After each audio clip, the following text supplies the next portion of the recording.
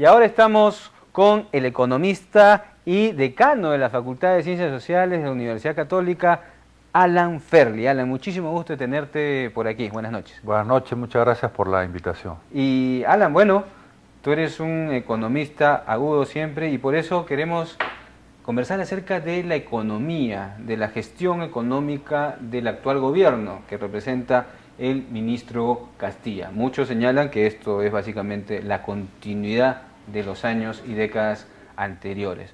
¿Tú cómo lo observas?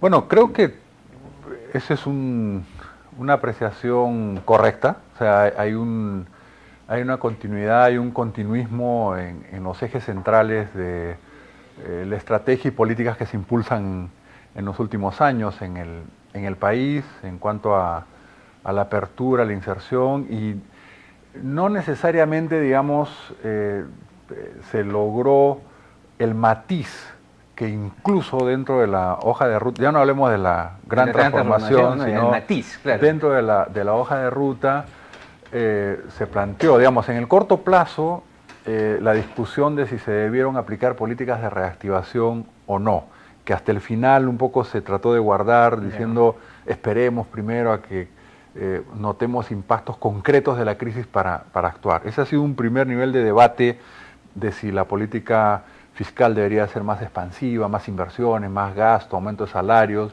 y ahí se ha estado arrastrando un poco los pies, tratando de esperar el último momento.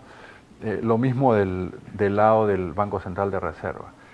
En términos de las políticas de más largo plazo, yo creo que sea algo positivo, que es lo de la agenda de competitividad, los puntos que se han planteado, pero el tema de debate central sigue siendo el rol del Estado.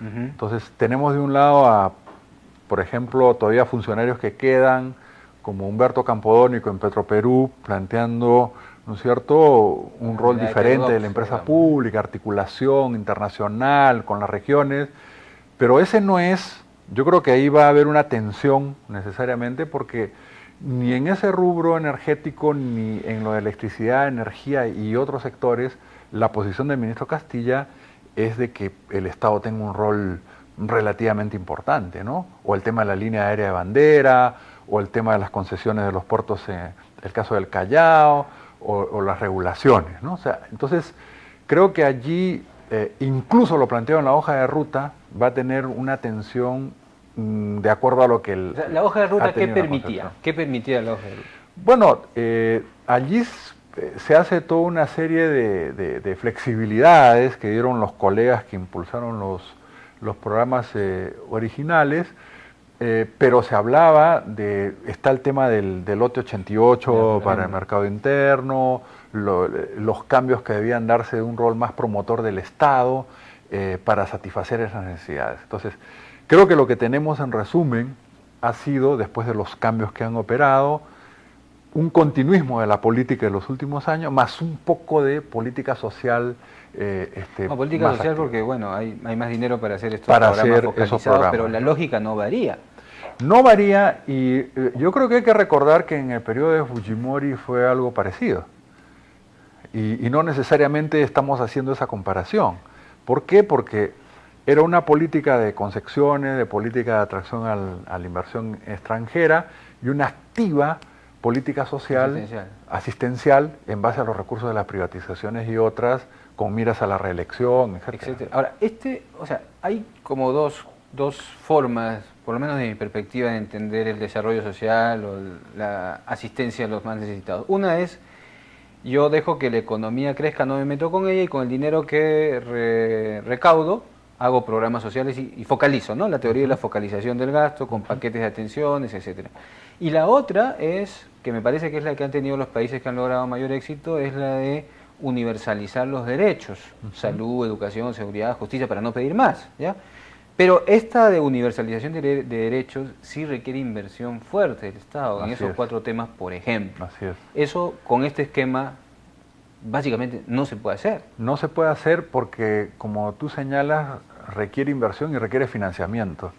Y eso supone que tengamos una reforma tributaria. ¿Y la reforma tributaria? Bueno, ¿qué pasó con la reforma tributaria? Ya no se Hace menciona. 20 años la reforma tributaria. Yo creo que, a ver, diferenciemos la reforma tributaria de la gestión tributaria. Ya, Yo creo que claro, el término de gestión ha sido efectiva, ha aumentado la recaudación, la presión, están haciendo grandes esfuerzos. ¿Pero cuánto estamos? ¿16? Sí. 16. Entonces, el tema es que en el lado de la reforma, uno de los puntos iniciales era el impuesto a las sobreganancias mineras, los impuestos directos, la eliminación de exoneraciones tributarias a los bancos y todo. Bueno, ahí está dormido, ¿no? Ahí está dormido. Entonces, el tema, esa tarea está pendiente, porque mientras no lleguemos a tasas de 18, 20 por puntos del producto, no vamos a poder hacer sostenible, ¿no es cierto?, consumo, inversión y gasto social. ¿Y qué significa esa reforma tributaria? Porque que paguen más los que tienen más, los que generan más, bueno, que suena lógico, extender también la capacidad, o sea,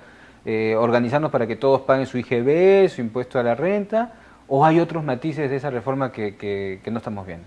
Claro, ahí hay un problema también de evasión, de elusión, que están tratando de... El IGB creo que está en el 45%, ¿no? El IGB es uno de los rubros, o sea, se lo queda la gente. Pero es un impuesto ciego inequitativo, digamos, porque claro, pagamos igual nosotros, el campesino más pobre o el empresario más rico del Perú, en la venta de esos productos. Entonces, exacto, debiera ser más ganas, más pagas, y también debiera haber estos incentivos de reinversión, porque si reinviertes y no obtienes esos beneficios y te los quedas, debería haber, ¿no es cierto?, también incentivos para que eso se pueda dar. Pero requiere una propuesta integral. Estuvo en la gran transformación.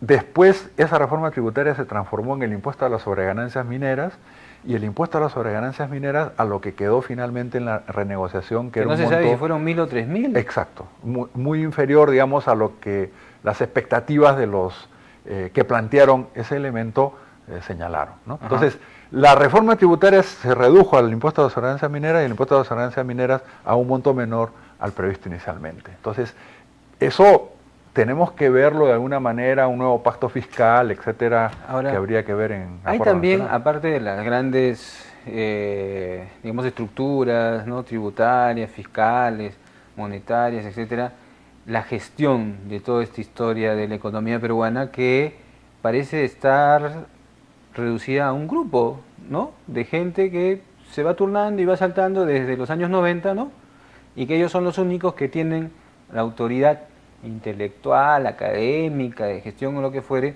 para llevar la economía del país.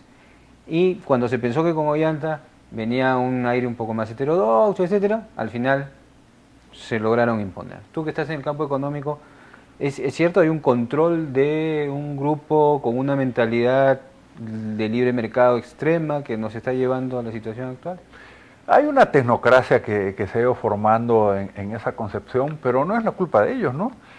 O sea, si a ellos los llama el político o el ministro, están haciendo un servicio. O sea, es la decisión política, en última instancia. Pero ya, entonces si es la decisión política, ¿qué genera que alguien, tomando el caso del presidente actual, ¿no es cierto?, que tenía una propuesta muy distinta, termine diciendo no, yo continúo con esto y bueno, haré inclusión social con estas cosas? ¿Por qué? ¿Cuáles son los temores que se le generan al gobernante? O sea, ¿qué de cierto hay en eso, que si hacemos algo más heterodoxo nos convertimos en un país? Yo me hago exactamente la misma pregunta y sería bueno que entrevisten al presidente, porque no se explica, porque no solo habían propuestas, uno puede discrepar o no, pero había una propuesta coherente, elaborada, y había equipos que habían sido además exitosos. O sea, nosotros, por ejemplo, en la presidencia del Banco Central estuvo un economista como Oscar Dancourt, que ha tenido reconocimientos internacionales en las gestiones y varios otros en distintas áreas. Entonces,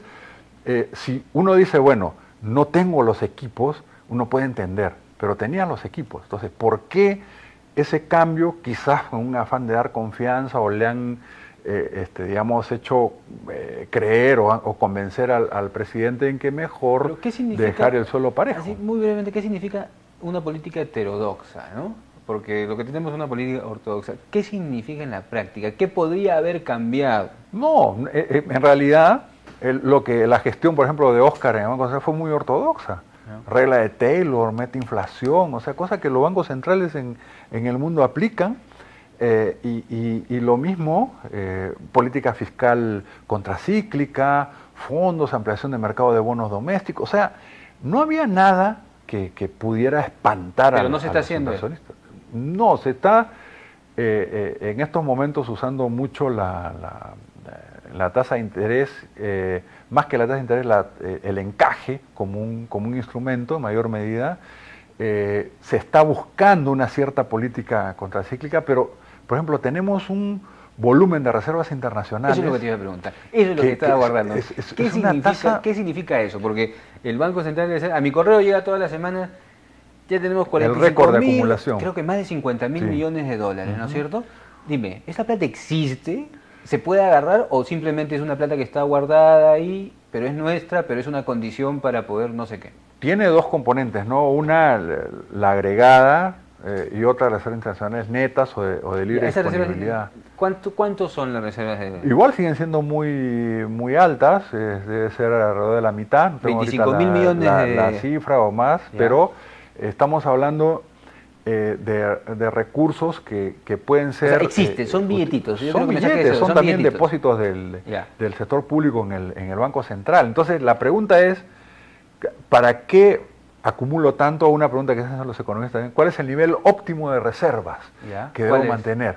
Bueno, En eso relación es al PBI. es la pregunta de millón, Ya. pues, Ya. ¿no? Entonces, pero tenemos uno de los ratios más altos de toda ¿Y América esa plata Latina quién la usa? internacional. ¿Quién la usa? Están ahí, En los bancos. o están depositados, o fuera, o tratando de ganar Entonces, intereses. si tenemos 25.000 millones de dólares de reservas, que es una enormidad de plata, ¿podríamos agarrar 2.000? Claro, es que esa es la discusión. Unos dicen, bueno, mientras más reservas tengo más credibilidad y por lo tanto mayor posibilidad de responder ante una crisis externa. Es verdad, pero la pregunta es si todo eso, o si una parte, no mucha, pero una parte se pudiera usar 10%. para inversión, que se pudiera usar para otros elementos, incluido el tema de la defensa nacional, Claro. etcétera, que pudiera dar, digamos, algo que no va a afectar Por ni supuesto, esa credibilidad ¿no? ni ese La nivel verdad, de yo siempre reserva, yo ¿no? siempre me pregunto eso porque primero no sé si es verdad que existen o son virtuales, No, pero sí tú me existen. confirmas que existen, que son por Sí lo menos la existen. mitad. Sí, no, existen esas 50.000 están. Existen. Todo. Todo. La cuestión es si puede disponer libremente de ellos. ¿Y eso quién lo puede decir? El presidente. Está el tema del Banco Central, está el ministro de Economía y los fondos. A veces estamos hablando de un fondo, de un préstamo de 300 millones, de Como 4, gran y cosa, tenemos claro. una cantidad, los otros recursos también de las AFPs. ¿No es cierto? las AFP. Que uno podría también buscar o plantear que se reinviertan internamente. Y cada vez se les ha venido ¿Cuánto de ampliando. lo de la AFP puede irse afuera ahora? Ya ha ido subiendo, creo que están más de 10 15%, no sé cuánto. pero- Cada vez lo van subiendo. Ya no Eso sé es ni un la, tema ni de la las tasa. AFP porque no estamos construyendo un sistema de seguridad social y la gente sigue Exacto. pues desprotegida, ¿no? En Exacto. todos esos sentidos. Y encima esos recursos se van fuera y corren el riesgo en un entorno desfavorable de que puedan perderse, como de hecho han habido pérdidas significativas para los pensionistas. Entonces, buena parte de eso, o algún porcentaje, tampoco todo, pero podría ser usado para obras de infraestructura, de desarrollo de exportaciones, de más Pero esa largo plata, plazo. digamos, se puede usar porque en teoría o en realidad es de un grupo de gente, ¿no es cierto? Es de nosotros, digamos, de los, de los que tienen sus pensiones en las AFPs. en las AFPs, y bueno, ahí podrían haber asociaciones público-privadas, podría haber una serie de elementos. No estamos usando todo lo que podemos, y quizás cuando yo no tengo recursos, bueno, ni modo, pero teniéndolos, ¿cuál es el riesgo? El riesgo es que te equivoques y aceleres un poco la economía, pero eso tiene remedio. Después la ajustas. El problema de cuál es, que cuando no reaccionas a tiempo y te agarra la crisis, cuando quieres reaccionar ya es muy tarde. Y entonces vamos a sufrir un impacto que no debiéramos teniendo los recursos que tenemos. Estimado Alan, creo que nos has dado un panorama muy interesante porque no habíamos hablado de economía hace bastante y entonces sí se pueden hacer cosas, Se ¿no? puede, Porque la claro cuestión que es que nos han creado aquí una idea de imposibilidad, ¿no? En la cual no se puede hacer nada, las reservas están ahí guardadas, etcétera, la reforma tributaria congelada y al final, entonces, confórmese con lo que tienen y con lo que chorrea toda esta teoría. ¿Alguna reflexión final, Alan? No, bueno, esperar a que se busquen niveles de consenso. Yo creo que tanto en las políticas de ahora como en el acuerdo nacional y tratar de que sin dar grandes tumbos hacer los ajustes que se pueden hacer, y eso no espanta a ningún inversionista, sino que contribuye a una mayor equidad. Muy bien, muchísimas gracias Alan. Comprometemos a Alan Ferli para seguir analizando estos temas de la economía cada cierto tiempo.